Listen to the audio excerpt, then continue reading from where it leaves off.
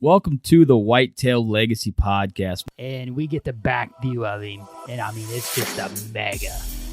52 yards is a long shot. Magnum PI, what we named him. No idea. Just a magnum. Yeah, just a magnum. Come on, Cam last year, we said probably 150, mid 150. Yeah. Same doe from the morning come out with that 9-pointer. Here steps out this 90-inch 8-pointer. You're like, I'm like, okay, well, there's still a buck back there grunting. Yeah. And then out steps like another 90-inch 8-pointer. I'm like, all right. Yeah. Bro. Yeah. Bro. Yeah. You're like, I'm like, deer right there. Yeah, like and he's already yards. 30 yards. Yeah. He was literally 5 yards from the base of the tree. Could have been, had a buck down at 1:40 in the afternoon, back there deep on public.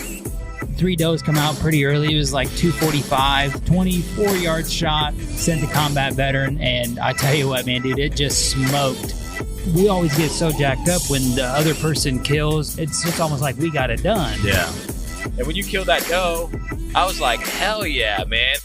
And we come down here to Missouri. My ass told me one more time, I'm like, is it a good buck? And he goes, yeah, real good, solid buck. I'm like, all right, boom. And the deer just drops. Sure.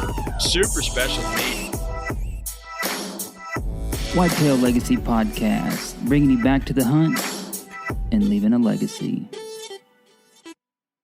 Baller rut.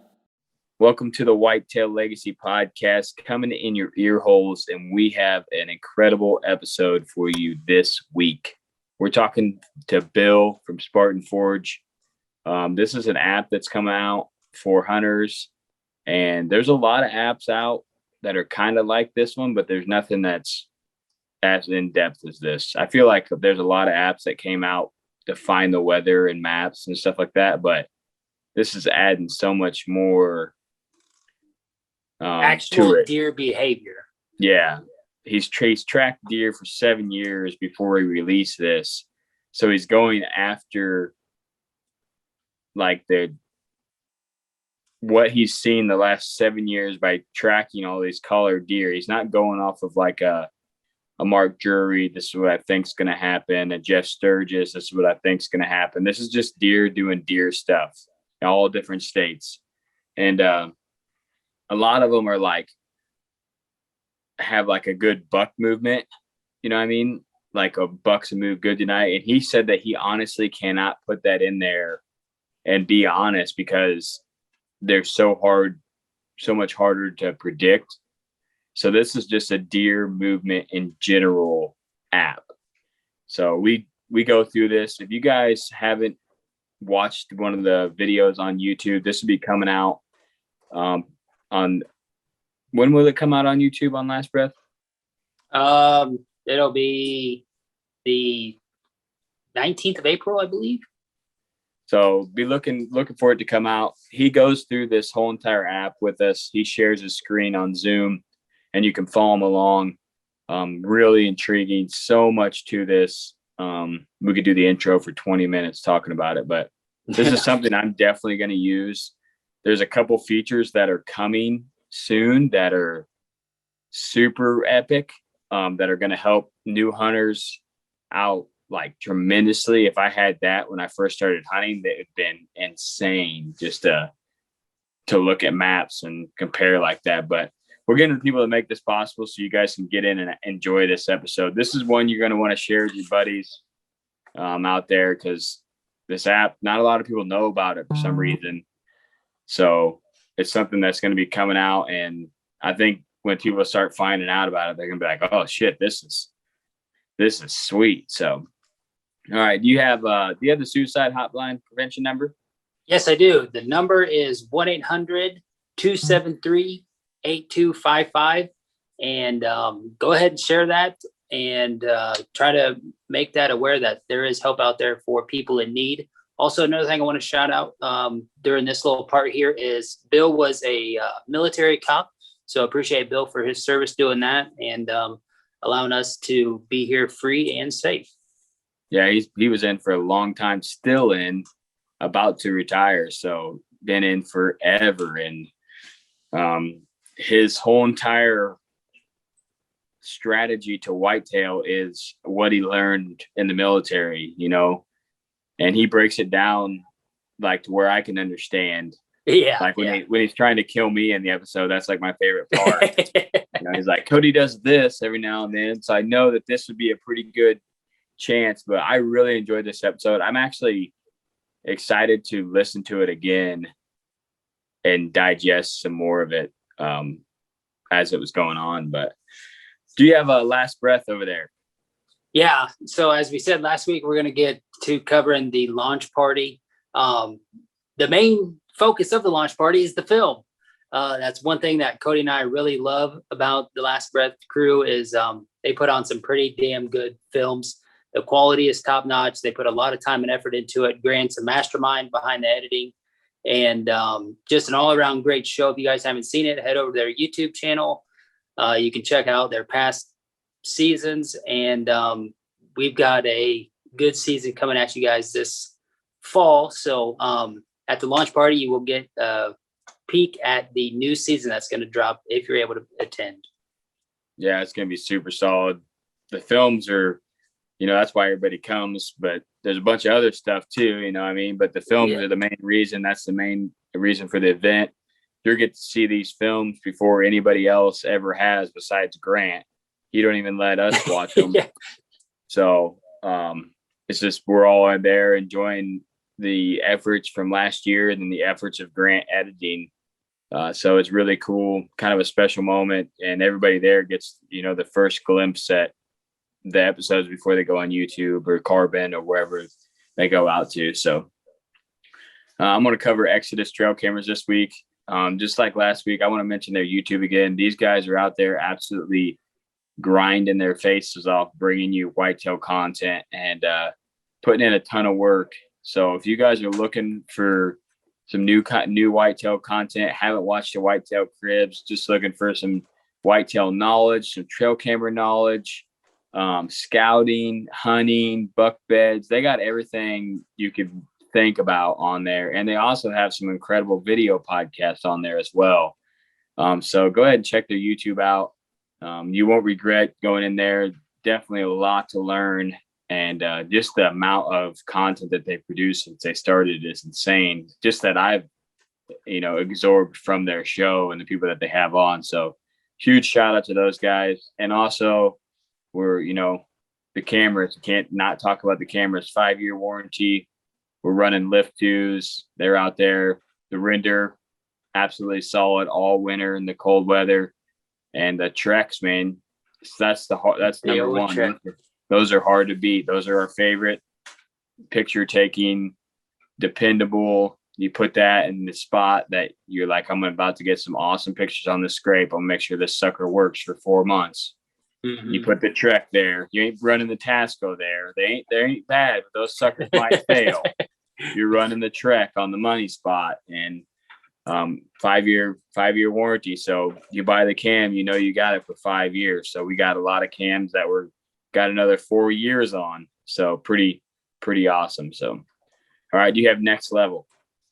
Yeah. Next Level, as their business expands and grows, they are still kind of a newer company, but they they're not bashful to grow, and they are out there trying to grow and put in the work. So they are always looking for dealers, and they're trying to expand their network for that.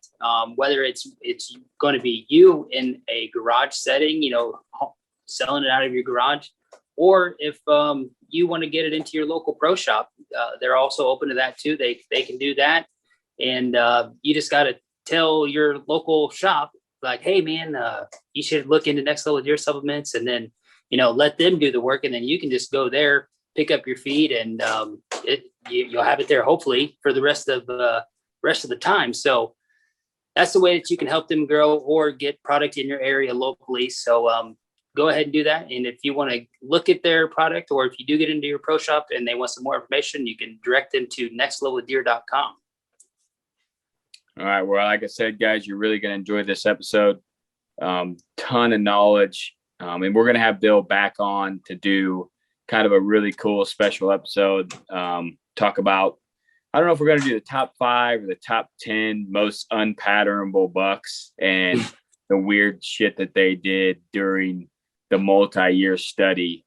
The way that my brain works is we're probably only gonna be able to get like 5 in, because I'm when he was telling us about that questions. one buck in the swamp, I was like, dude, I want all the knowledge. Just tell me everything right now. Yeah. So I'm excited to have Bill back on and talk to him. That is going to be an awesome episode. We'll probably record that and release it closer to season, just because I'm anticipating that. We haven't even recorded it yet. So yeah, exactly. But here we go.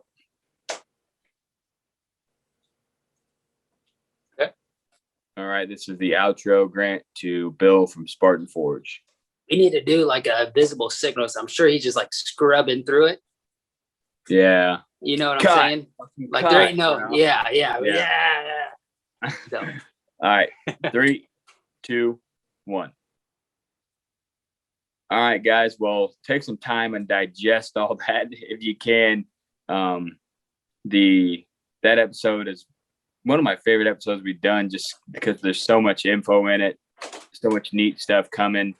And like we said at the beginning, we can't wait to have him back on to talk about them bucks that just did random stuff and had no idea no one could ever kill them. So that's stuff that me and you get into, is trying to figure out like the psyche of these deer and why they're doing the shit that they're doing, you know. Absolutely impossible. Yeah. Absolutely impossible. It's just so fun to pick someone's brain that has so much knowledge, and he gets these updates daily. So he'll like look at the app, what the app say, and then he'll look and see what the deer movement was by the collar trackers, you know, per mile and stuff. So definitely putting in a ton of work, and he's still active in the military, about to retire. So the guy is out there creating something for retirement that I think is going to help out a lot of hunters and a lot of new hunters, and the new stuff that he covered that's coming to the app.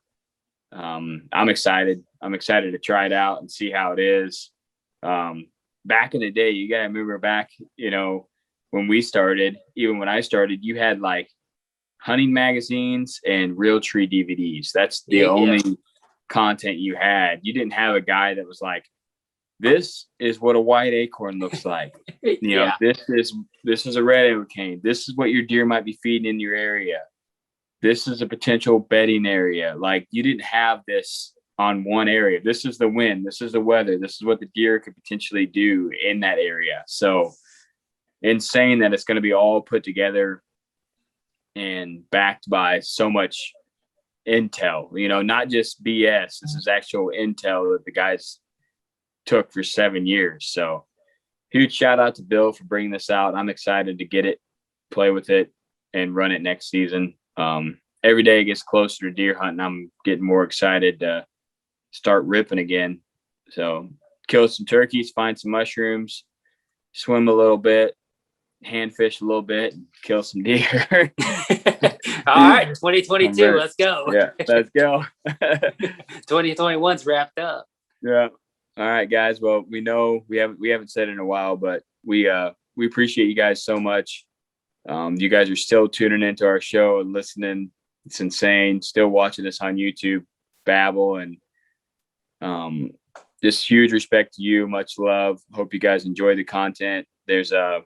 We have an absolute gang up coming up into season lineup for you guys this year. So we're excited about that. And we really hope that you guys continue with us and always try to do the right thing. And Whitetail Legacy is out. All right, guys, we got Bill from Spartan Forge on tonight. I am super excited for you guys to listen to this episode. So much data about to come in your ear holes right now. And I'm just jacked about this, jacked about getting this app in my hands and using it.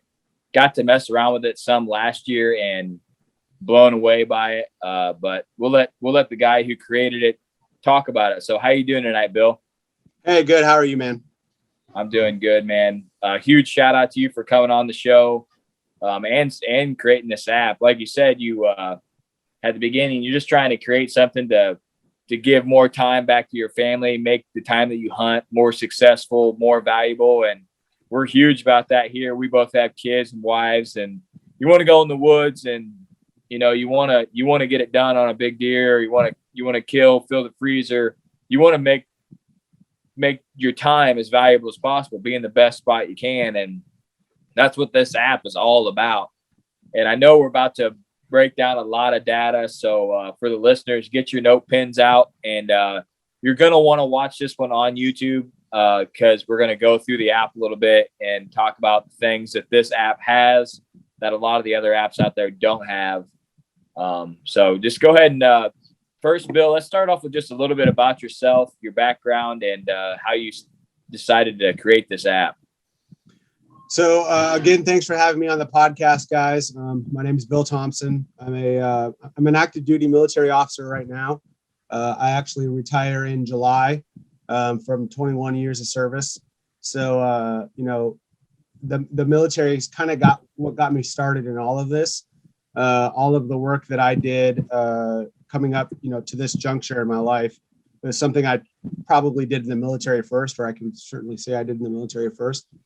Different target, different intent, and different market, different consumer, but the same. You know, it's, you know, you got something that doesn't want to be caught or killed, and you're trying to get out there and see it and kill it, right? So, you know, surprisingly, when you break all of these things down to what I like to call like the first principles approach to hunting, what it is you have a target that doesn't want to be, that's trying to avoid detection, but still, you know, achieve his goals.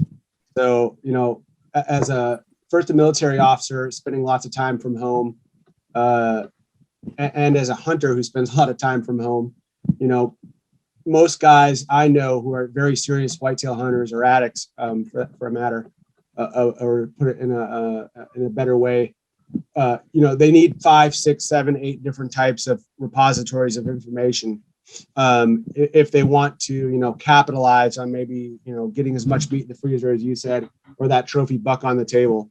So, you know, the goal of my company, the long and the short of it is to take all of that data and make it palatable and easily understood by, you know, hunters of all walks of life, and save them time scouting, but allowing them to still ethically go afield and do something where they're still invested. Like I don't pretend to say this, and if anyone has ever taken this from me in the past, it would not be the case. My apps aren't going to put you right on top of deer, right? They're going to give you good opportunities to make the best of your time in the woods and choose what I think is statistically accurately and demonstratively shown to be the best time in the woods. Does that mean we're going to be right every time? No, but we are right from what, you know, our pro staffers are feeding back to me, and what I'm seeing, and other customers that have used the prediction are seeing around 65% of the time. It's absolutely, you know, correct, which, you know, judging the other apps that are out there that do this, you know, they're not at that level, at least from what I can see. And I can say that because I'm comparing other apps to actual GPS data. So I'm not just, you know, saying this prediction is not good. What I'm doing is I'm going and pulling the predictions from those other models. I'm typing in the zip codes of where I'm getting these deer from, these deer GPS, collared GPS studies from, and then I'm actually evaluating how much movement was there that day. Was it a good day to be in the woods? And I can tell you from my experience, and I'll just say that, you know, our app is the only one where the models are truly being trained by deer. And this is not a Bill Thompson model or a Garrett Prawl model or an Andy May model or a Greg Litzinger model. This is a deer model. This is what the deer are educating this model and nothing else.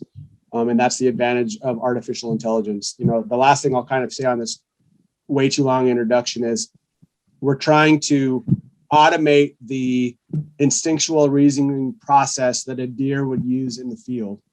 So what we're doing is we're observing deer behavior on a massive scale. We're drawing patterns from that, and then we're projecting those patterns on future states or future events. So, I mean, the best way of saying that is if you know, I'm trying to put a bullet in Cody's rear end, I want, and I'm trying to do it, you know, the best time possible. I'm going to find out, you know, when does he go? When is he driving to work? What time does he drive there? What vehicle is he driving there? What route does he take to work? Are there days where he varies his route, and what would be the reason? Like maybe you like taking a street that floods generally whenever there's a lot of rain. So whenever there's a lot of rain, expect to see you on the highway on your way to work. And then there's, every Thursday, your wife wants you to pick up groceries on the way home for dinner or something. So you vary your route. So I understand all of those things. And then I look at future states and I say, okay, here are the patterns I've derived from the way that this guy moves in the world.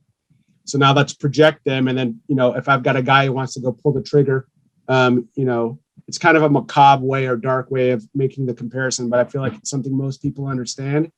So if I want to have the best chance at getting after you, my app's going to do that. And the predictions of my app are, is it best to find him, in his bed at home, in his living room, or is it best to find him on a certain day in transition between a place that he's going and a place that he's coming from, like from bedding to food, or could he be anywhere today? Is it a Saturday for Cody and he could be at the park, he could be at the mall, he could be in the field, he could be scouting? Is it a full range day? So that's a really long explanation. And I'm sorry, I'm going to shut my mouth and drink a beer and let you guys get in here on this, because I could talk all night about it. I really like how you said that you are letting the deer project the model instead of, you having 6 guys get in the room and come up with what you think that deer was doing or why you think that deer was in that area, because we don't really truly know. Like, these are wild animals, and you can't understand that unless you are in the herd, you know what I'm saying?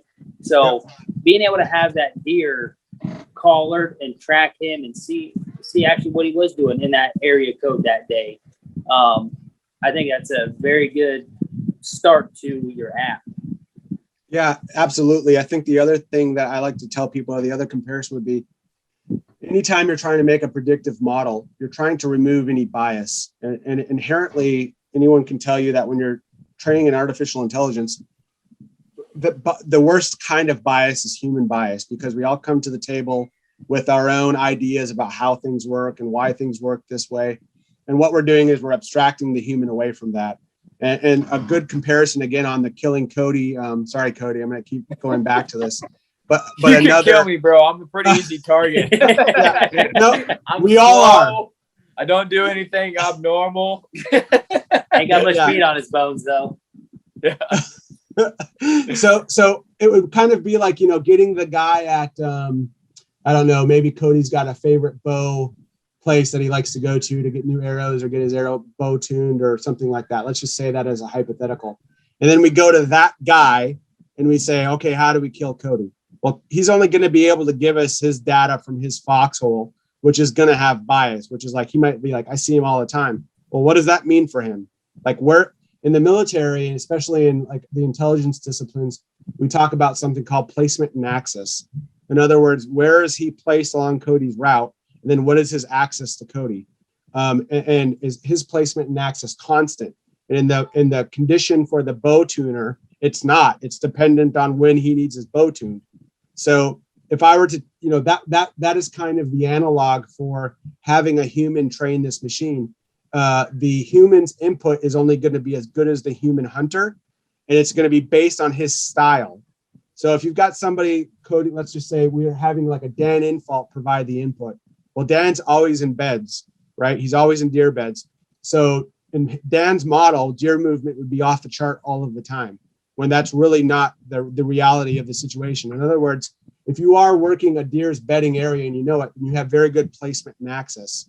But if you're somebody who doesn't manage your own plot, or you're on very hard and aggressively hunted public land, or you're in an area where you only have 20 acres and deer don't bed on your 20 acres, you don't want to go in there on a core movement day and put your scent everywhere and educate those deer that aren't bedding on that property, because they might come in long after you've left the tree stand, and then they're educated because they know you've been there. You want to wait until the app is saying, look, this is the day when the deer are going to be moving, and they're going to be leaving their core bedding areas early, and they're going to be getting into your area early, and this is the day you need to be hunting your 20 acres. And then on the flip side, for transition or bedding, it's just best to know, statistically, when is the time that, what would be the best day that Cody's going to be at the bow tuner? And then there's other things that we can plug into that formula when we know more than just what the bow tuner knows, to say that. Maybe we know he shoots something like, 50, 80 arrows a day, and every 2 weeks he goes there, right? That would be information the bow tuner doesn't have unless the bow tuner knew that. So now, because when we put a GPS collar on Cody and we're seeing those movements every day, now we can derive a pattern, and that pattern's not dependent on one person's take on the battlefield. So again, that's a really long, convoluted explanation, and I'm sorry, but the data science just deserves that level of analysis, because otherwise I'm simplifying it too much and it seems like magic, and it's not magic. What this is just really high resolution pattern recognition, I guess is the best way to put it. Yeah, when we first heard about it, we kind of dug into it, and I got a background from the guy, and just huge respect for you for having a product, but then waiting until you had the data before you come out with a product.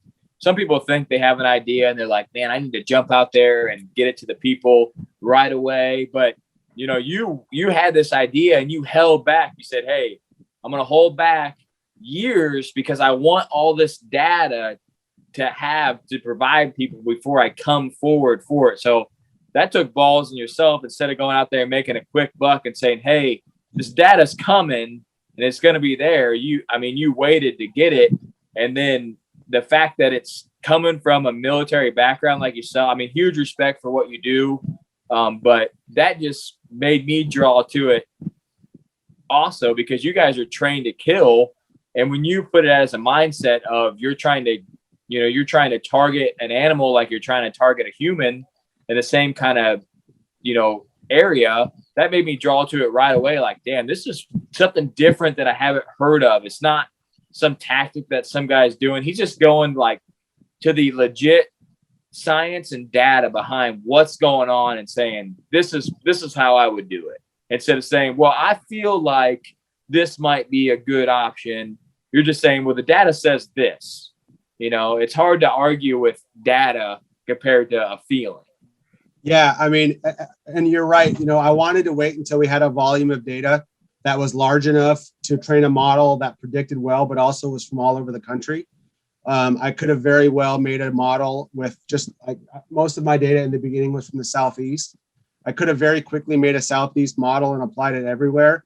And I can tell you now, the data bears out. It just wouldn't have worked for like the Midwest or where you guys are in Illinois or the very far Northeast. Deer up there have a biological imperative to pay attention to the weather in a way that the deer down south don't. If a buck, feels a huge pressure change coming, that affects deer far differently in Minnesota, North Dakota, or Illinois. And I can say that statistically with the data versus how it affects a deer down in the Southeast. I mean, it's night and day, and how the prediction is altered or affected by weather based on the proximity of the deer or where it's found on the ground. And there's also things like up north that don't happen with deer down south. Like deer down south seem to be really, rain has a different effect on them. Humidity has a different effect on them. Being in a floodplain has a different effect on them. Things like that just drive so many biological imperatives for them that it doesn't affect deer in the north. Like deer in the north need to mate during a 7-day window. And if they don't get their mating in that 7 to 10 day window, those fawns will drop too early or too late, and they'll either die from dropping too early and there's not food on the ground, or they'll drop too late and they won't have enough body fat storage for that next winter. So that makes that period very pronounced in the north, where, when I'm getting new data from the Midwest, I can see as it's drawing, it'll draw like a movement bell curve. And every day we'll get like a amount of movement or like linear distance covered in a day. You can see the data. You can see the rut in that data plain as day. It's just like movement like this. And then October, 31st, it just goes like this. And then November 7th, it's like this. And then it's off the charts for like 3 days and it goes back down. And then about 28 days later, it's back up to like a little bit of a spike and then back down. That's the north, right? Like it's got to happen during that time. And if it doesn't, they've evolved that way. So it happens. But then in the south, it's like this, and then crazy out of nowhere. And it's not the same as the year before. And then more of this, and then crazy, and then down. And then you'll get spikes like in the south. You'll get spikes over a 4-month period that are indicative of rutting data, where it's like, does are being mated in October, November, December, January, February, March, and April. And it's just like, it's crazy. And then when you start looking at the elevation data related to it, and then you ask the why, certain deer in certain areas come into estrus at a certain time they do, because every year there's a flood in that area where they usually have to up ass and move out of the AO, out of the area, because they don't want their fawns dropping during this time when there's flooding. So they go up to a different area, or they relocate, they go into estrus, they get mated, and they go to another area. That is not a concern in the north. The deer have not evolved, up there in the past few thousand years to have to deal with that. The only thing they're worried about is the timing of when those fawns drop, and it's got to be that May time frame, like I said before. So yeah, that's all to say, waiting on the data for me was the only responsible way to do this, because like you said, I could have made a quick buck and just waited until I had enough data to train a model. And what would have happened was I wouldn't have had the long game in mind, and it might have done fine for me for a couple of years. But hunters are a critical crowd, and it would have been evident in my system that this thing wasn't accurate everywhere like we are trying to say it will be. And then we might, fail earlier than we wanted to. So for us, it was, I'd like to say it was a result of my discipline, but it was more of a result of my fear of the hunting community. Savages out there. Yeah, exactly. Yeah. And people are not, they're all about cutting something down, right? Good, bad, or indifferent for the right reasons or the wrong ones.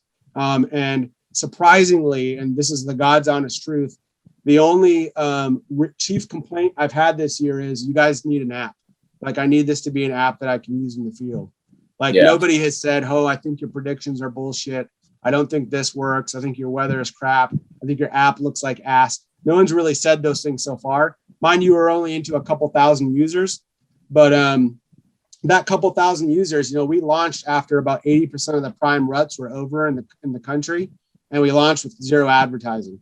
So everybody who has signed up, it's been word of mouth or on a podcast, and it's been a great crowd to evaluate this in its nascent form or its early stages, because the people who are signing up for this thing care about deer hunting, and they care about the prediction enough that they just went and signed up for this thing after a podcast.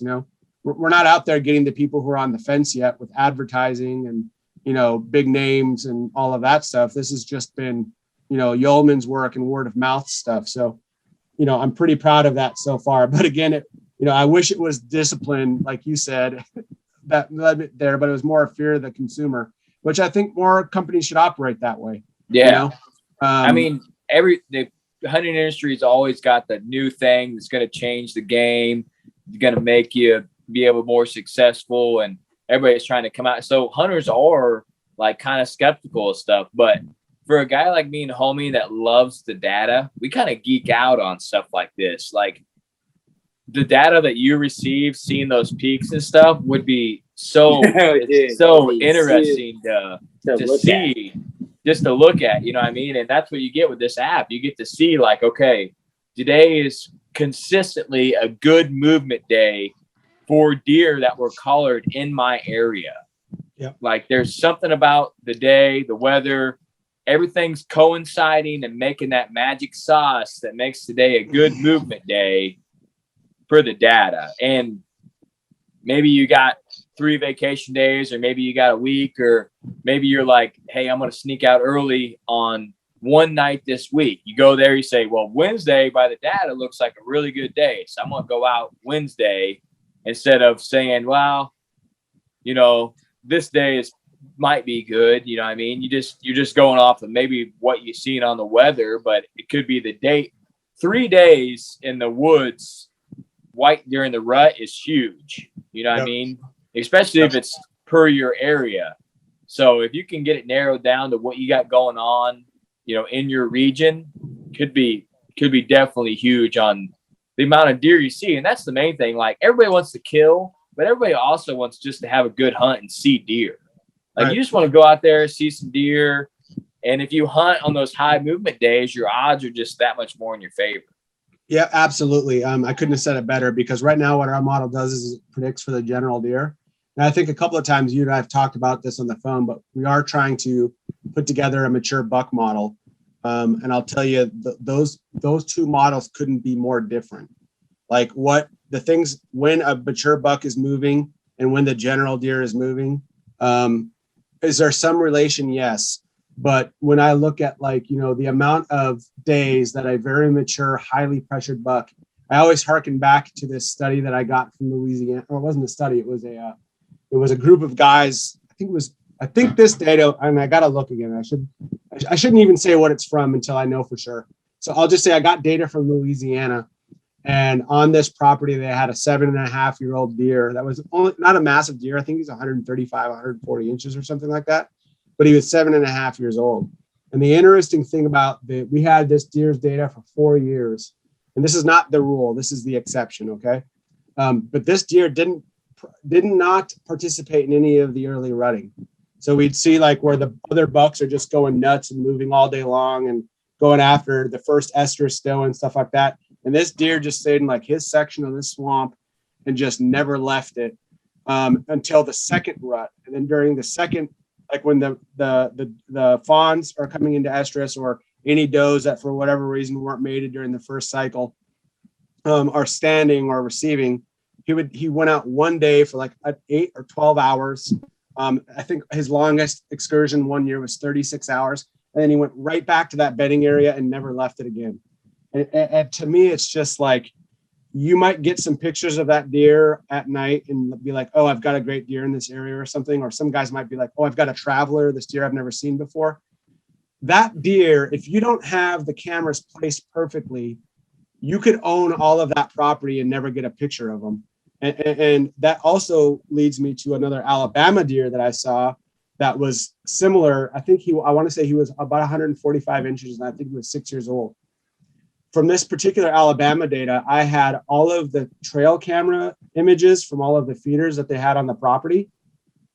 And this buck, there's something, I say it as a kind of a joke or tongue in cheek, but there's a lot of truth to it. There's like the mature pressured deer on that property who's like 7 or 8 years old. And that's like the Chuck Norris deer of that property. And then there's the rest of them, right? And like these Chuck Norris deer, this buck and I want to say this was like 2014 or 2015 data that I'd gotten from this study in Alabama. And he never showed on any of the feeding cameras after October 15th until like December something.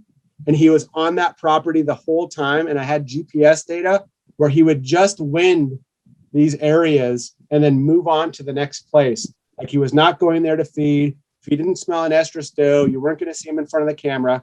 And like, if you're a hunter that didn't have a GPS on this thing, and then you saw him in the field one day, you'd be like, oh, I've got a traveler buck, or this buck has come from another property, or he's trailing a hot doe and he's been brought here from somewhere else. When in reality, he's been there the whole freaking time. It's just when Chuck Norris is in the jungle in Vietnam and he sees a cheeseburger, he stays as far away from that cheeseburger as he can. They'll have nothing to do with it. Probably because when he was 2, he watched his buddy get an arrow in the eye socket because he went and ate some corn. And then he thought to himself, not a good idea. And then the second time has it happen, his mom or someone got an arrow, and then a 2.5-year-old deer at that point made a decision that this corn area is not a good idea. And I'm only going to use them like you would expect Chuck Norris to, which is to his advantage. This is an area where after sundown, I can go and wind the does. If there is a doe that's hot, I'll go in there and mate her. If there's not, it's on to the next one. And that's all he did. He would just go along these feeding stations, and he would not feed in the feeding stations. He ate his acorns that were on the side of his hill, and no one else went there. And it's just, to me, I say all of that to say the mature buck model is going to be hard from a marketing standpoint, because it's going to show you like 5 days a year that are good to hunt a deer. And it's like, who wants to pay for a model that's going to tell you every day's core movement? And that here's the 3 days where this thing thinks, and mind you, it's only going to be right 60% of the time on these 3 days, right? So, that's a hard thing to sell somebody, you know what I'm saying? But it's the truth, and it speaks to your point before that I can't manipulate the data. I would do that to my peril, right? It would kill the allure of this model, right? Nobody should think they can go out and just slay Chuck Norris. And if you think you can, I got something else coming for you. There's just, they're too smart, and they're not like any other deer in the deer woods. It's not saying they're not killable. They still mess up. They all still seem to do their excursion once a year, where they'll go to like a crazy one-off property and they'll spend a little bit of time there and then come back. And it always seems to be random, but 99.9% of the time they're staying in the core area until dark. And if you want to kill that buck, you need to know where he's bedding, and you need to get in there without him knowing. Damn, that's awesome, man. The way what he was just talking about is that buck skirting and just winding them does. I just ran through like 17 deer that you get a picture of, and then it comes like October 10th, and you think the deer's gone, but he's probably actually there the whole damn time. Yeah, he's still there the whole time. He's just doing his thing now. He knows where all the cams are. He's just skirting it. Yeah, Ryan, and that makes a great point that I should have brought up, and I'm glad you said that. When I look at the movement curves, I don't see an October lull. I see one of two things. I see an October shift. And what that October shift is, they're either moving to an area that's more conducive to start smelling does, and therefore your camera setups that you had 15 October are no longer any good, or he's started moving more strategically because he understands there's going to be a rise in pressure in the woods, human pressure. Right. So he's just changing the way that he's using those areas.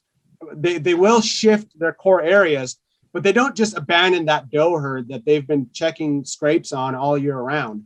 You know what I'm saying? Like those scrapes and the licking branches especially, I can tell where they are in the data because they're getting hit all year round. Like I can go on the ground to an area and be like, I know there's going to be a licking branch here because it's getting hit by these bucks every evening. And that's the only thing that would draw them there beyond food. But the food doesn't draw them come October. The ladies do. So I know that it's a sexual, it's a signaling mechanism for them. So yeah, I mean, the October lull is more of a shift than it is a lull. And guys shouldn't assume that deer are off the property. It can happen, but more often than not, that's not what I see in the data. Yeah, that makes a lot of sense, man. I'm geeking out on this stuff. I love data and just like that off the wall kind of. This is just a tactic that's not out there that has, because there's models out there, but there's nothing that has the data tracking deer behind it that you can be like, okay, this model says that, this was a good movement day for deer in general. So there's a bunch of stuff that I want to talk to getting into that, but let's get into the breakdown of the app.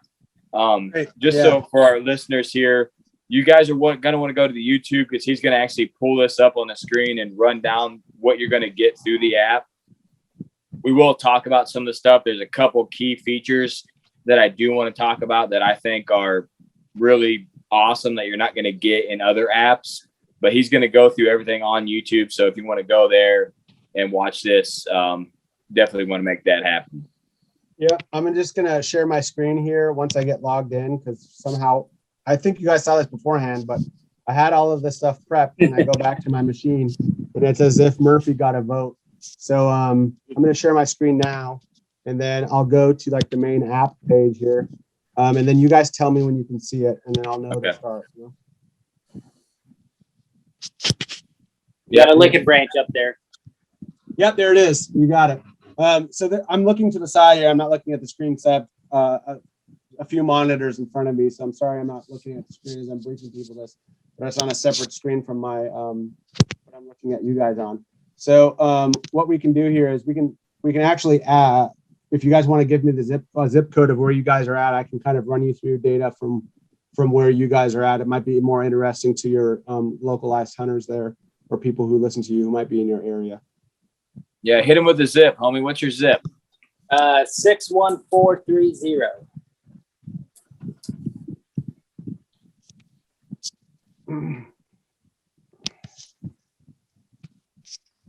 So what we have here is a breakdown, and I should say for your listeners, all of this is changing very soon. So we have a historical feature we're trying to push out for the scouting season. We have a couple little snags that we're working on right now to just perfect it. As I kind of told you guys earlier, I'm a bit of a perfectionist. So before these things come out, I want to make sure that they're stone cold and solid and they work every time. And so there's a couple of things we're coming out here with, but basically what we're looking at here is we have these representations. In this one here is our weather card. We just have like a sunrise and a sunset. And then it has kind of an explainer that says in your area, you're generally seeing visible light or ethical hunting hours or illegal hunting hours 30 minutes before that. And then here's your 30 to 40 minutes afterwards. You have your moonrise and your moon set, the illuminance right there. And then you have moon overhead and moon underfoot. I include that. Like I haven't had a correlation in the data yet to suggest that moon overhead or moon underfoot does anything for movement. But I also realize that I'm not a sage and that I still use it. I was trained to use it by people that I respect. And there's something important here that I should touch on that I don't touch on as often as I should. But it's that we have a learned tradition of hunting and that there are people like our grandparents and people that made observational statements and practices. For instance, my mentor and a guy that I worked with and respected and loved was Charlie Alsheimer. And he was my first guy that kind of got me into the market and made the first introductions that I had. And, you know, I went hunting with him and his son and I still talk. And he really had his moon theory stuff out there. And, you know, again, you know, he compiled that over many years with academics that I respect. And I'm going to have that Charlie Alsheimer moon prediction on our mobile app. Have I correlated it with my movement data? No, but there's some, you know, there's an adage here that I think is important. And that is I might double my data in the next year. And then all of a sudden I'm seeing that correlation. Whereas I didn't have enough data to see it before. I still use it. I've still been successful using it. So therefore I'm still putting it in here because I think ultimately it's important that we value where we come from as hunters and we don't just dispatch with the old because there's something new. You know what I'm saying? Like I still drive the same truck in a 1989 F-150. I'm going to drive that truck probably until I'm dead. I love that truck. I also love the Tesla Cybertruck. And when that thing comes out, I might think about buying one. It's ugly as sin, but it drives itself and it'll pick me up in a parking lot, right? So I have the brand new cutting edge thing, but I also have like what I will depend on in the zombie apocalypse, right? Like you have to, you need balance in life. And I think an important balance to have is always looking for what's new and innovative that can help you, but always honoring where you came from. And if you don't do that, you become ideological and you just roll with one, you're going to miss the whole story. So that's all to say. Someone might be like, hey, Bill, why are you as a data scientist putting these things in here that don't seem to correlate? And it's like, well, in some areas it does correlate, but it doesn't correlate with generally with deer. So that's a long explanation on why you're seeing that there and why you see other things like that throughout my work. And that's because I work hard to honor the people who came before me. And I just see this as I'm continuing their work and I'm just updating it like any model should be updated. Every model needs to evolve and change over time. And if you think you've built the perfect model, then you're going to fail by that sword, right? So I'm sorry, I'm on my high horse here. I'm in the military and I'm a warrant officer. And we've got this thing called the warrant officer soapbox. You just saw a good example of what it's like when a warrant officer is on a soapbox. So let me step off of that thing. And then here is just a little learn more tab that tells you, you know, the farther north you go in a location, the farther it takes for true darkness to arrive after sundown. We're just giving more explanatory data. And then we talk about some hunters believe moon overhead, moon underfoot is valuable data. Like I said, I still use that stuff. I still use Charlie's predictions. I never miss a prediction. When Charlie says this, you know, when his work said this is the day to be in the woods, I never miss that day. I never will. I've killed some big deer on those days, and I continue to believe that they knew something other people didn't. Here's just your general forecast. And then over here is kind of the guts. And this is really what I wanted to get out this year. And these are the predictions. And what you see here is there are three possible predictions. Sorry, I'm drinking beer, so I'm going to belch here a couple of times. I apologize. But what you see here is transition prediction pretty much every day.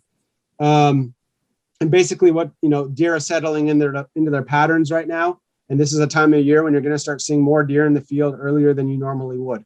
So the transition is evident because everywhere I drive and go, even public places that I can hunt and see from the highway, where I generally would be happy if I saw a deer within 500 yards of that field at 5 p.m. They're now in the middle of that field at 3 p.m. So that's to say the general deer is moving earlier this time of year. And then the pattern here is just basically wind pattern, or the correlation with pattern is favored highly by wind. In other words, the way that a deer will leave its bedding area and negotiate to either a scrape line or a rub line or a transition area or a food source is heavily dependent on the wind. So if they're used to leaving that bedding with the majority wind, say it's a north wind, right? Then they have a way that they approach a scrape line. They have a way that they approach a field, and it's all to keep the wind in their favor. So basically what this pattern is saying is you have very abnormal pattern for the next 2 days, then it normalizes, then it goes back to an abnormal pattern. I'm guessing if you were to look into the precipitation amounts and the wind, you'd be able to see how that correlates with the data. Although the pattern thing is something we continuously improve on. As we ingest new data, we're able to predict in some areas as high as 71% accuracy on what type of movement they'll be in. So if that's core area movement, transition area movement, or full range movement, there's 3 boxes. And between, right now we're between about 67 and 71% of the time. We just did a data dump yesterday. We're predicting that correctly. On pattern, we're in the low 60s. So we're trying to refine that pattern. I really believe that the top of the general data model is probably like 75%. In other words, we're going to be able to predict whether a deer is trying to get out there and feed as early as possible or search for mates as early as possible, 75% of the time for the general deer. Now, what does that mean? That means 25% of the time we're going to be wrong, and it's going to be way off. And I think generally that number is going to be like 35% of the time. And I'm not sure we're going to get any better than that because of the nature of animals and predictability, right? I just think that's about where we're at. And then what we have here is, some descriptions below this, like what does movement mean? What are the options that come with movement? What does pattern mean? And then from there we go to our peak breeding. So it looks like in your guys' area where you're at, peak breeding, and I'll explain this more because I did get a lot of messages this year about like, hey, I think your rut date's probably like 6 or 7 days off, or I think, you're early or late. I get a lot of those messages. This was part of like an exhaustive data search for me that took about 3 years. And what that means is I went and got a peer-reviewed study from every area that I could in the country that referenced rut dates, and collected those from all over for every county in the US. And then I went to data that we got from those counties and then car collision data, and we lined those dates up to make sure it was correct. So what peak breeding on November 15th means is probably that's the worst day for you to be in the deer woods. And why I say that is when most of your does will be in estrus, which means most of the bucks will have them in lockdown, which means unless you're in those core area with those deer while they're mating, you're not going to see anything.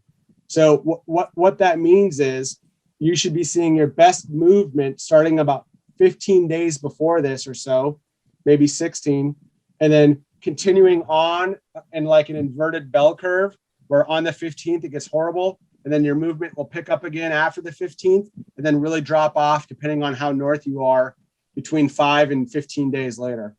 Like where you guys are in Illinois, I'm imagining that window to be much tighter, where you might have good movement 10 days before that, and then poorer movement as you adjust to get to the 15th, and then better movement after. So we're going to get better at displaying this so it makes sense to the hunter.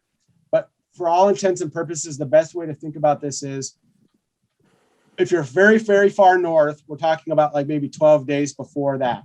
As you get farther south, and we're talking about maybe 20 or 25 days before that number, you'll start seeing bucks cruising during the daytime hours, especially the older and wily ones that are trying to find that first doe who's coming into estrus. You might start seeing strange bucks or new bucks or whatever, because at that point they are willing to look for her and travel, some of them.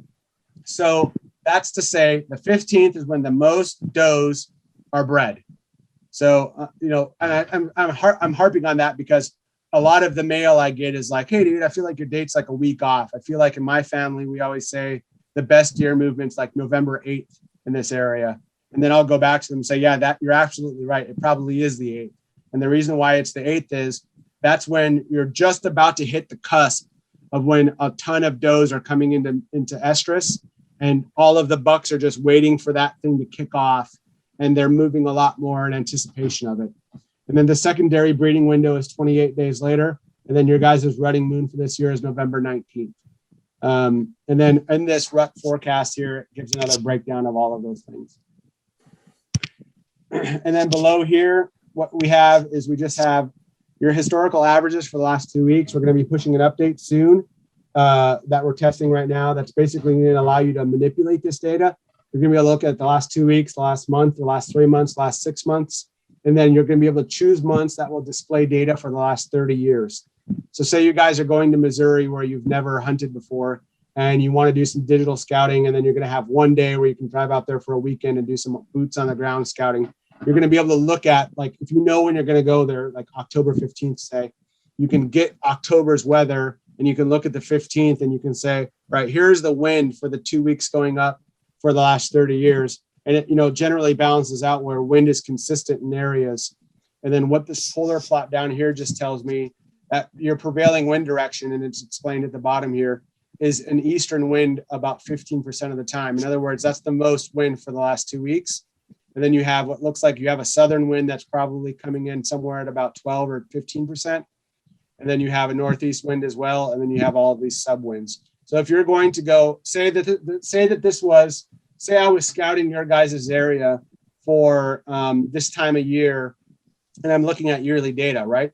Well, all of my digital scouting now is going to be oriented towards a northeast and east and a southern wind, right?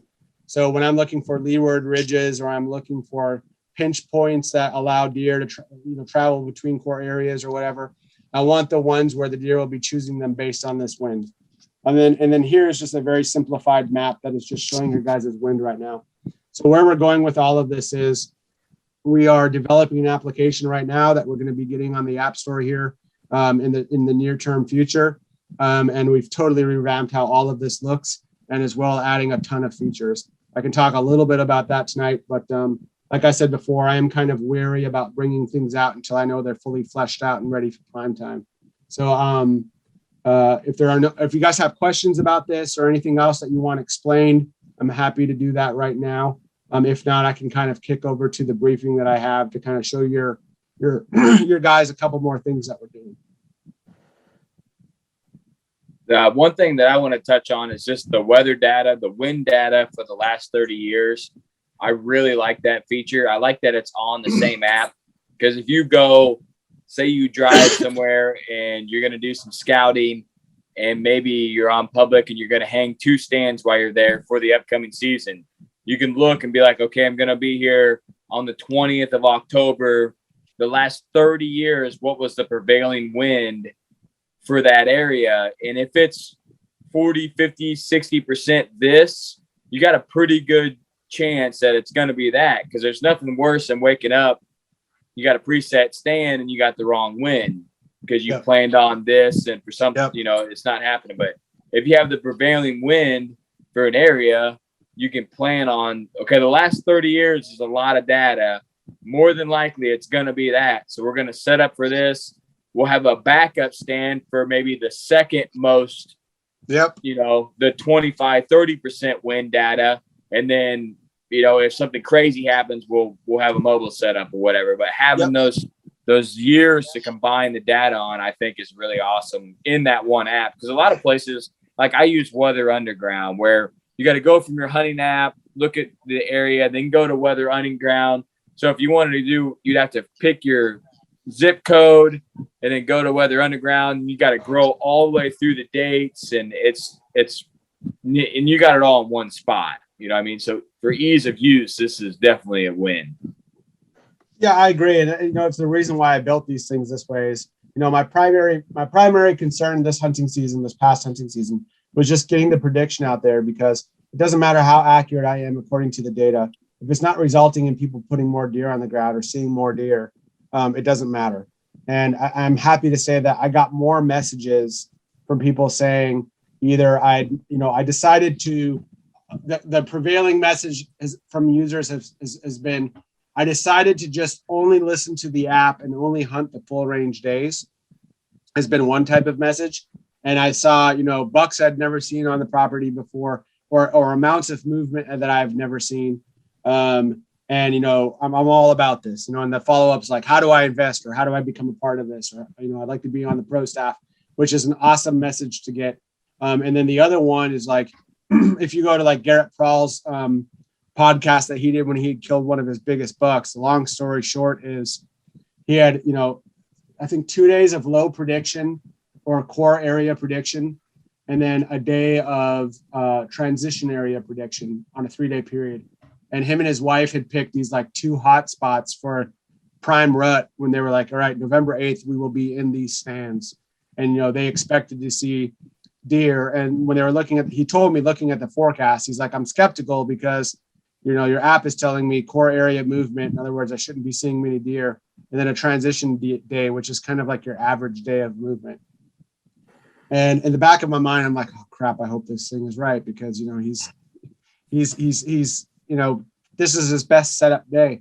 And he says in the video, like the first 2 days, him and his wife did not see one deer, and in an area that they expected to see lots of deer.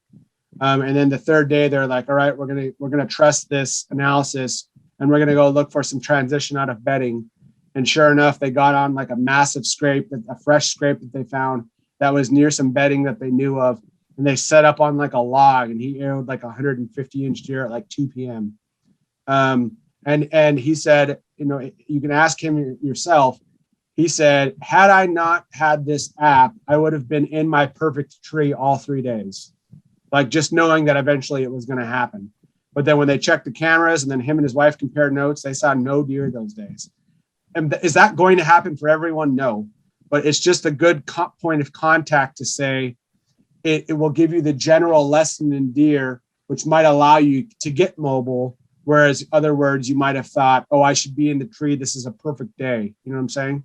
So it just gives people that, all I would say to people is, if you've got the time, take 2 weeks of your hunting season and just rely on the app for the days that you hunt, and just give it a shot and see how it does. And then the other thing with our historical data is you're going to be able to go back through all of our past predictions. So pull a camera from last year that is normally a deer camera that you're only seeing deer at night. Maybe it's on food or something like that. And then catalog every day that you see early day movement, right? Just put it in an Excel spreadsheet. Go back and look at our app and look at what the predictions were for those days. I guarantee you 60% of the time, 60 to 65% of the time, those will be transition or full range movement days that you'll see that those deer were hitting those historically places that you only get nighttime pictures. It might be like an inventory camera where you put some corn out or something, and all you're trying to do is find out what's on the property at night. When you look at the days that those deer are hitting it early, 60 to 65% of the time, it's going to be simpatico with the app. And that's what all of our pro staff have found so far, the guys that have done this with soaked cameras. And, some of them have unbelievably high prediction numbers that they got out of it. And I know that this guy's being truthful because I don't pay him a penny for his time. Like he just wanted to use the app, and he hunts a ton of deer, and he's out in Georgia. And he had something like 73% of the time, this thing was telling him when deer were going to be moving on cameras that deer never move on in daylight, and they were doing it. So, I mean, that's been the overwhelming response from people is, this thing said low movement every day for 7 days. And I just didn't see how that was possible. And I hunted on those days where I thought it was going to be good, and I saw nothing. Like I've got a ton of those messages. So anyway, it's just exciting. And that's really what I wanted to test for this year, which is why you see the program here in kind of its early stage, because the goal is just to get it out there and get it tested. Yeah, so let's you said that there's a few features that are coming that you can let our listeners and viewers view to see what's coming up.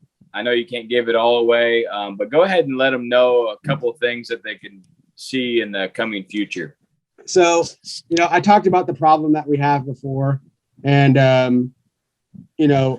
basically it is we're using too many apps and too many sources of technology to get it down to the, to beat, what exactly is happening in the deer woods as it relates to weather and movement.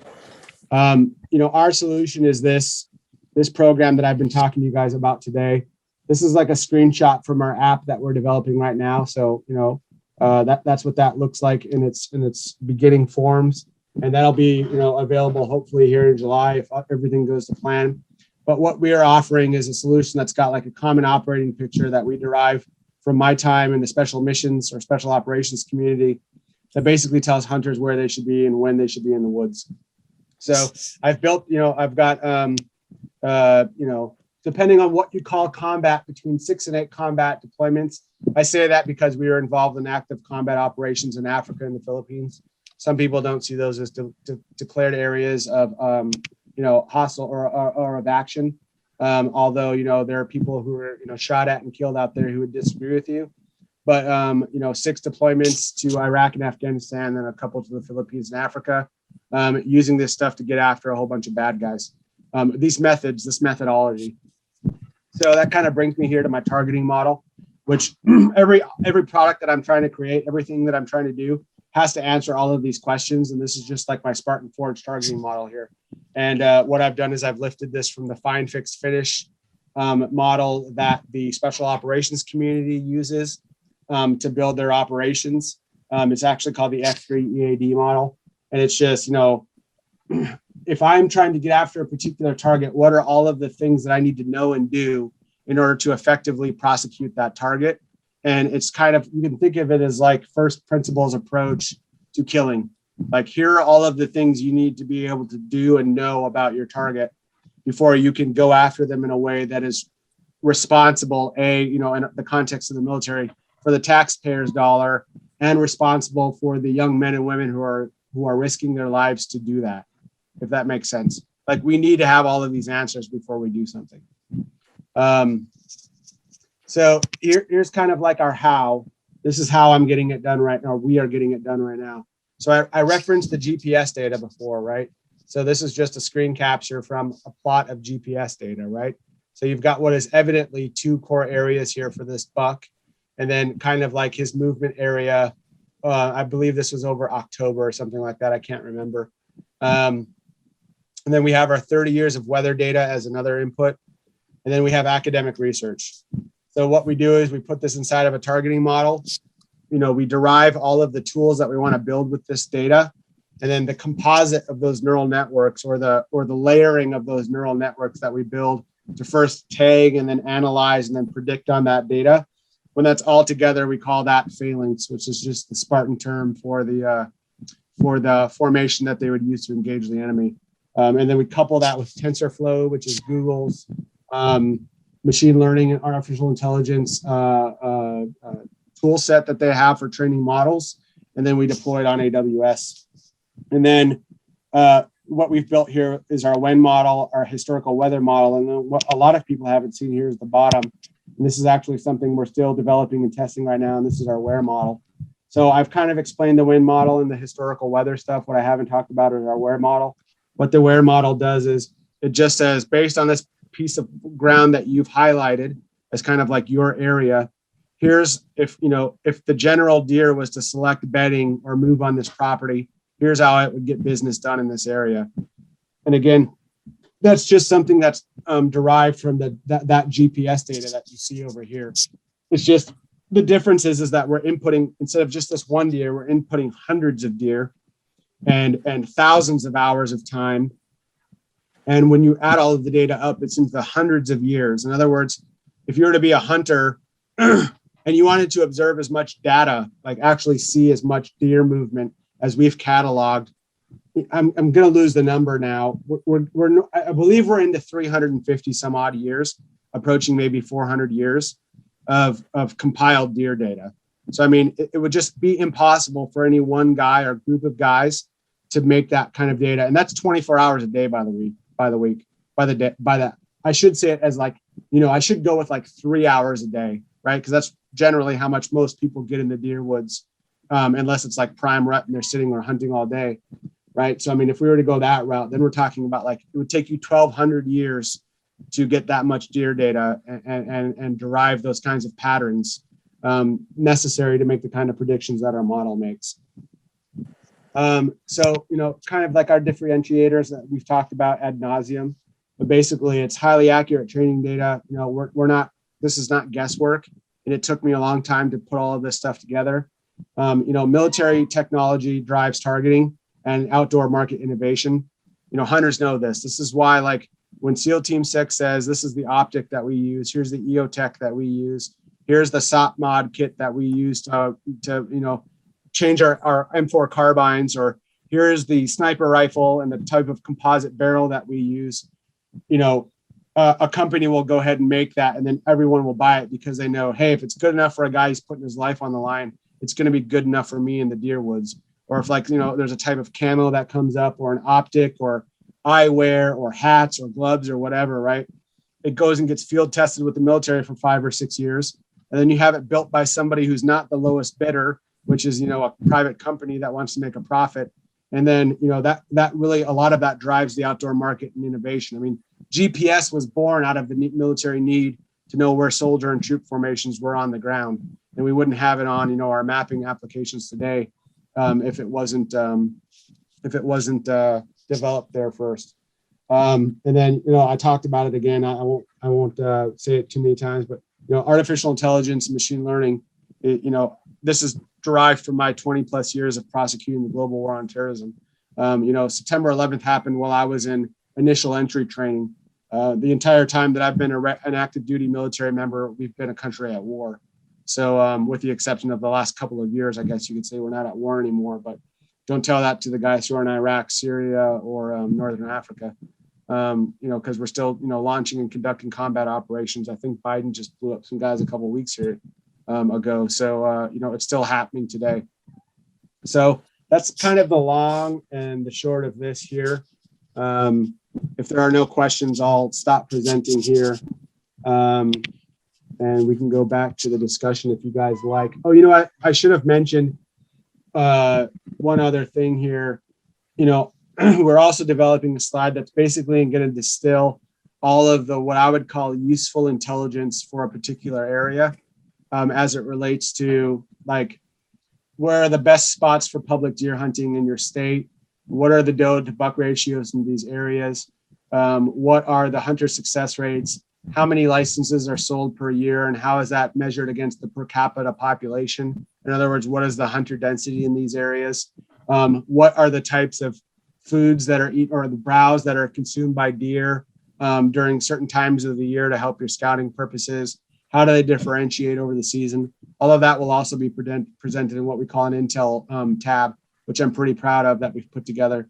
So I think when you couple that with everything else that we've talked about before, right, you kind of have what I think is a unique whitetail hunting application that really tries to answer the mail on preventing people from having to go to 7 or 8 places to kind of do that diligence on their own and make sure that they have everything they need before they head into the deer woods to scout or to hunt.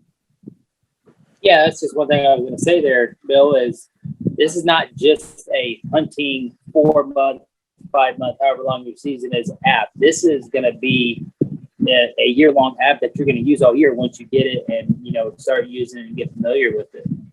Yeah, absolutely. That's really what I wanted out of this. In fact, I think, and it's killing me right now because I say all of this as a guy who is the founder of a hunting company.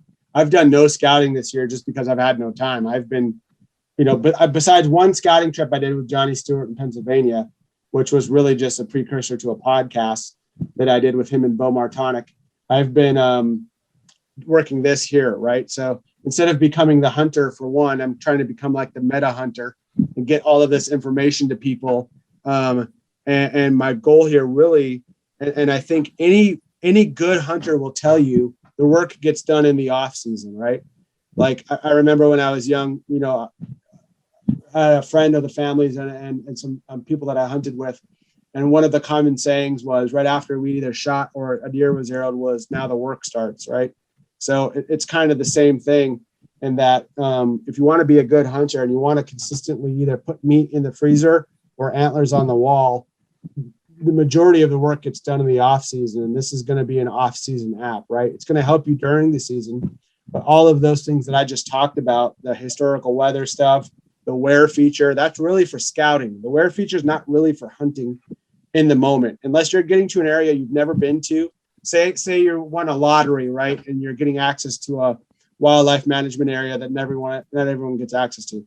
I would say that's a responsible time to use the wear feature during the season, right? But really, when the wear feature should be getting used as off season, where you're going into an area to scout, and now that wear feature is saying, with the prevailing winds, here's the areas that you should go scout and look for signs of bedding and transition and rubbing and scraping, and then put that on the, into the app and get ready for next season. So this, your point is well taken, and it's quite astute. This really is an off season app, and I think the truly successful people will see it that way. Yeah, I'm looking at it for like shed hunting. Even going to give you data where these deer are, where they're transitioning, when they're going to be going to food. It's going to give you a lot of data to where that wear app is. You look at where they might be late season bedding. You know what I mean? That's going to be where you're going to want to go look for sheds. You know what I mean? Where these deer are spending the most amount of time. So definitely a lot of assets to this app other than just hunting, but the scouting feature is huge, especially like we were talking at the beginning of this, for a new hunter that maybe he hears everybody talking about beds and how to hunt them, and he doesn't have an idea. Now he has an app that says, okay, here are some potential bedding areas. And then he goes and walks those, and it's like, man, I did find some, some rubs and some sign and some beds over here.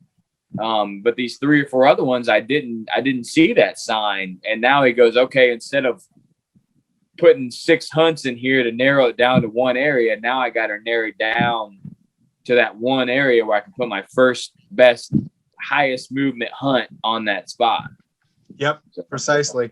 And then the other point you made there, and something I forgot to talk about earlier, is one thing that I can talk about and that really excites me about the app releases, we're going to have a very extensive journal in there, a journaling system, where as hunters observe data, take pictures in the field, like there'll be a situation where you're in the field and it's like, wow, that's a really nice 3.5-year-old deer that I'm not going to take this year, but I'm going to take a picture of it with the application. I'm going to store it in the journal. The journal is going to automatically pull down all of the weather and the GPS area where all of this took place, auto-populate all of that stuff, allow you to add some notes, and then it's going to harken back to you like, 51 weeks later or 50 weeks later and say, don't forget, on this area over here on this day, you made a journal entry for this 3.5-year-old deer that's 4.5-year-old deer this year. And as long as he wasn't killed or taken out the season before, you stand a good chance of seeing him here. That type of thing right there is another, a perennial reminder of, things you see before. And I can't tell you how many 2.5-year-old or 3.5-year-old deer that I see, and you want to remember them, but you forget, and you're focused on this other buck or whatever. And then you totally forget that you saw a great 2.5-year-old deer 3 years back, and you have simply forgotten to go and look in that area where he was or whatever, for whatever reason, or you're focusing on something else. The application will serve as a good reminder to that, like, hey, you've got options here that you might have forgotten about otherwise. Yeah, that journal feature, it auto-populating all the stuff is key too, I think, because everybody wants to keep a journal, and I feel like they keep it like 3, 4, 5 days, but on their 6th hunt, they're back at the truck and they don't want to put the date in, the wind in, the temperature. You literally just click save. You have all that, and then you put 8-pointer on the ridge or something. Right. And then exactly. You know the location, the wind, everything's already there, and you can look back on that data. And you go, okay, I'm planning my vacation for next year. Let's look at the data I consumed from last year. And you go, oh, yeah, there was an 8-pointer on that ridge, and this was the weather. So I know there's a good chance you might be back in there. So I really like that feature. That's something I wanted to do, is keep a journal, but I'm just not disciplined enough to do it. You think you can do it, but then like your 10th day hunting straight, you're like, the journal is going to take a back burner because all I want to do is eat and go to sleep. So right. Exactly. That auto-populating is going to be awesome. Yeah. And then, we'll do more with that down the road. So just know that the journaling feature won't stop there. In the future, there's going to be a time and place where we're going to auto ingest stuff that you're doing in the field with your deer cameras. and then kind of tether that model to what you're observing and what your cameras are reporting in the field. So that's not like a this year thing, but that's a couple of years from now thing where, we're really going to be able to tether these models and these predictive analyses to the individual hunter and not just the general deer or the general area. Yeah. I want to say this. I've read magazines since the mid 1980s about deer hunting, books, everything. Okay. I'm the old timer here. And I'm a knuckle dragging magazine book reading guy. Okay.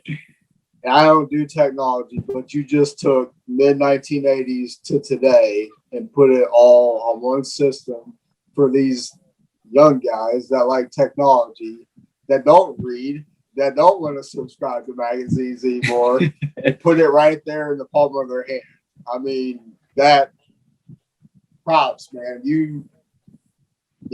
Awesome. Well, that's high praise. I appreciate that.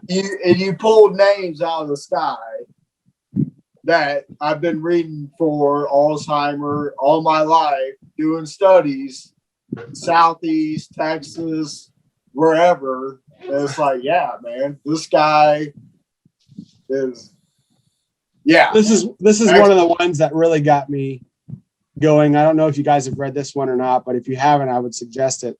It's called Mapping Trophy Bucks, and it's by a guy named Brad Herndon. And I've got notes, and hell, I've got CDs put in here of stuff that I saved like over time, and just like different articles and stuff that I've stuck in this book. I think I've probably read this thing. I could bet the mortgage I've read this thing 30 or 40 times. So if you haven't read this book, right, especially for beginners, but even people who've been doing it forever, it's just a really good study on how to use topo to your advantage. And a lot of it feeds what we're doing on the WARE model. And then, my Charlie books and all of those, QDMA by Charles Alsheimer is probably one of the best deer hunting books I've ever read in my entire life. Hunting Whitetails by the Moon, I think, was the first book I ever bought. And I bought it at a garage sale, a church garage sale in, North Dakota when I was, 10 years old, because I wanted to impress an older guy who was a deer hunter that I knew. So I wanted to go get this book and try to learn as much as I could, even though I didn't know shit about deer hunting. But I do believe it was the first book I ever read front to back. And then I actually ended up getting an autographed copy of that from Charlie a few years back. So, that for me was kind of full circle right there. So, I still appreciate the tactile experience of reading books. I still order them and read them just because I like the experience. I seem to ingest the information better. I ordered on my phone, and he's like, yeah, I went to the bookstore, man. I got it coming. Yeah. I seem to do the same thing. Another thing I like to do is I will read a book in its first form, and then I might audio listen to it, like when I'm driving somewhere in a podcast, or when I'm driving somewhere listening to a podcast or a book, and then I'll go back and read it again, just because I generally don't get everything from the book that I should the first couple of times. That is a good method for me. But yeah, that's high praise, and I appreciate that, because the one thing, that I'm very cognizant of is, I said it before, but this app doesn't have all of the answers. It's got some answers. And some of those answers are only going to be right part of the time, but it's going to be truthful and honest. And I will not alter the data to do anything other than what it does. And it should just be another tool in the toolkit for people. Like, people often get into like, what are the ethics of this? And my question back to them would be, what are the ethics of studying a Charlie Alsheimer book back to front for 30 years? Right. What are the ethics of having an uncle who's been hunting for 45 years and can point to a map and say, you should be hunting there? Right. All I've done is I've automated that old man that you just talked about, and tried to bring some of those lessons forward for a class of people that either might not have access or the money, right? They might not have an uncle who's been hunting forever, or a grandfather, right? Or someone like you who's got the access, who's done it for many years, and maybe they want to get into hunting. And my hope would be that we're taking that 18 or 19-year-old kid who otherwise maybe would have given up after a bad season of not seeing anything, and just increase their odds a little bit, and maybe got them to see a couple of deer, knowing that that's generally all it takes to get someone addicted, right? And and then we guarantee the future with that, right? Because if we're not getting people interested in hunting, and God knows this new generation needs electronics and they need screens, right? If this is one more avenue to getting somebody to voting for a politician that will assure our public lands in the future, then this is a good way to do it, I think, right? I mean, this is just a tool in the toolkit, and it's just a means to an end to maybe getting one more hunter afield who otherwise might not be. So, I mean, if I can do that for people and, you know, live at a subsistence level, then I'll be good to go. Well, like I said, I'm super excited for this tool to come out on the app system. I'm just excited for people to find it. I just feel like there's not enough people that know about it because there's such a well-rounded, thought out, so much backing behind it, so much like critical thought and value in the actual product. Like I said, we got to mess with it a little bit last year, and I had mentioned it to you, but I want to mention it to the listeners. I kind of put it up against some other apps on wind direction, and this was more consistent on wind direction for me all last year than any of the other apps that I was using. We had talked back in the 1st of October, and you said just try it out and kind of see what you think, and you know, run your data on it. And we're huge, you know, wind hunters. We try to never go into anywhere and even pull cams if the wind's wrong. You know what I mean? So we're always checking the wind daily, and sometimes 3-4 times a day to make sure it's not changing. And this was consistently the most solid. You know, you're going into an area and it says this, and when you get there, that's what it is. So yeah, well, I appreciate that. That's high praise. And again, you know, what we're trying to do with this is certain weather providers and repositories of weather information are better for certain parts of the country. And that's all dependent on the airports that they have access to, or local academia or universities that they might be getting weather data from, or the way that they interpolate their models to predict weather in places where there isn't an airport or someone observing the actual trends of weather. So we try to pick and choose those places that are the best for individual areas. So that's to say, like where you're getting your wind for in Illinois may not be where our system is providing wind for in southern Wisconsin. You know, so, you know, many different places that we go to get that. And we try to give the user in their particular area what is the most accurate for that area. So is it always going to be right? No, but I feel like, you know, people don't depend on wind like a whitetail hunter depends on wind. You know, the market isn't poised to suit someone who lives and dies by the wind. You know, the only people who do that are hunters and pilots. So, you know, those are the people, you know, I try to copy those best practices when it comes to getting the right weather to the user so that they can make an educated guess on where they should be. Yeah. Well, you got anything else, homie, before we wrap this up? No, I thought you said Bill. Sorry, go ahead. No, just excited to get this rolled out here. Hopefully come July and get it out there and really just like Cody said, let other people discover it and use it. And I could listen to you talk about stories all day about specific deer doing, you know, this certain thing in Alabama. Like I just eat that up, and it's cool to have the actual data to back it up.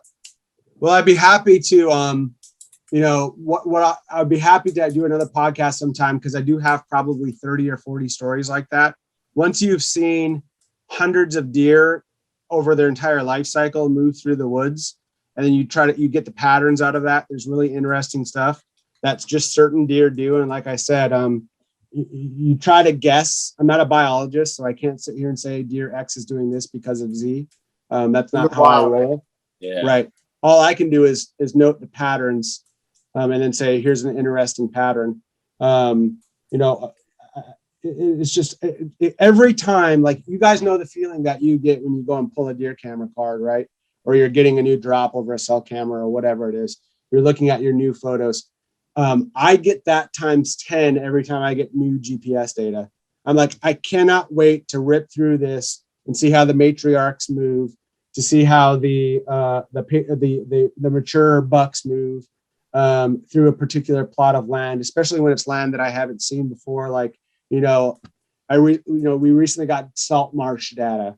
I'd never looked at salt marsh data before. So like getting in there and just plotting that and sitting there and looking at a buck live his life out in a salt marsh, to me is like a level of analysis that I think only guys like us maybe could appreciate.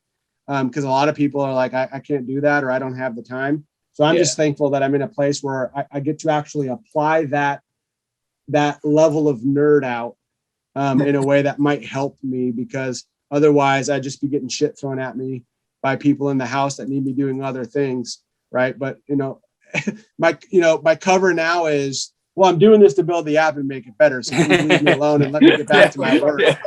I When in need reality, this intel.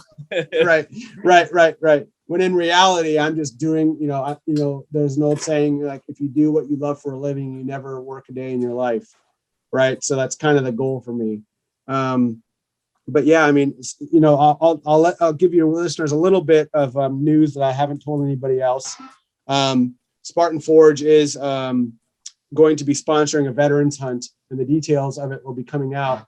But basically, we're going to get some winners from a drawing that will open up for everyone to register for, where they'll be able to come out and hunt with us and our pro staff over a weekend in a cabin in the Allegheny Mountains.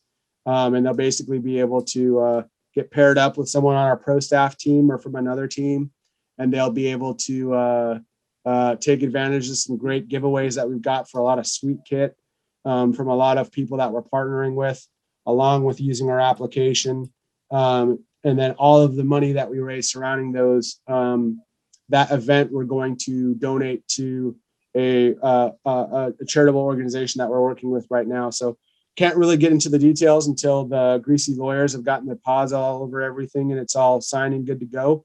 But it is something that we will be doing, and we will be raising money for those veterans causes. And for me, it's kind of like a guilty itch, because not everyone in the military has benefited from the service like I have.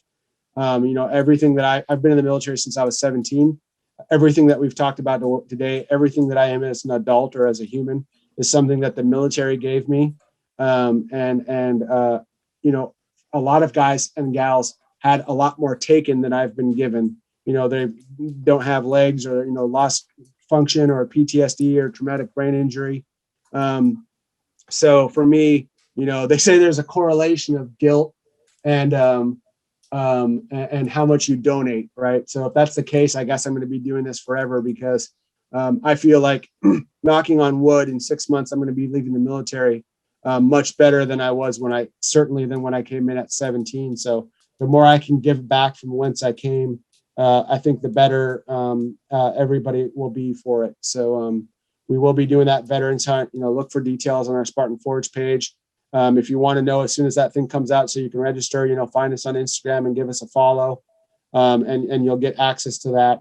We're getting ready to do that, and we'll be rolling out thousands of dollars of gear and kit for people that participate in it, and giving away a lot of access to our pro staff, which I think is the best pro staff in the industry right now. I don't care. I look at other pro staffs and other teams and stuff. I would, if this were backyard kickball, that my team is the team that I would assemble 9 times out of 10 or 10 times out of 10. So we have that coming up. And then, our website is spartanforge.ai. So get on there and interact with us. There's a 14-day free trial. We're adding more stuff. And then the last thing I'll say on that is, every feature that we add, and then when we eventually go into the app, intrinsic, as an effective business, the price of the application will go up. What won't happen is, if someone pays for the app now in its current form and uses a discount code, they're going to pay something like $20. And we can set up a discount code for your listeners. And you can let me know what you want it to be in this podcast, and it will be so by the time this podcast drops. But throughout, what I hate is when I find a program or something that I like, and then the price gets jacked up. Like, nothing pisses me off more than I enjoy something for a year, or like Netflix is like, hey, did you have fun at $6.99? Great, because now it's $12.99, right?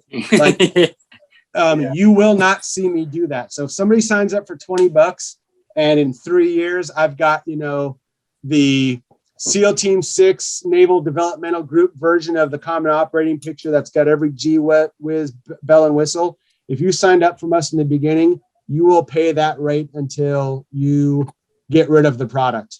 The rate will only rise for new people who come in. So, as we get an app, there'll be a larger AWS bill. We're just going to, add that AWS bill to the cost of the app.